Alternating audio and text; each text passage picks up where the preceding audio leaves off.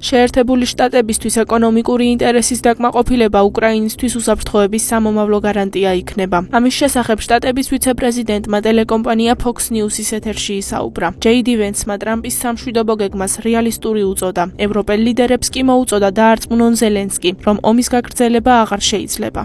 ჩვენ გვინდა საქმე მშვიდობიან დარეგულირებამდე მივიყვანოთ. პრეზიდენტი ტრამპი ამას ცდილობს, მაგრამ ტანგოს ზორნიც ეკავენ.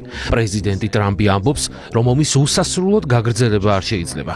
ჩვენ არ შეგვიძლია ის დაუსრულებლად ვაფინანსოთ.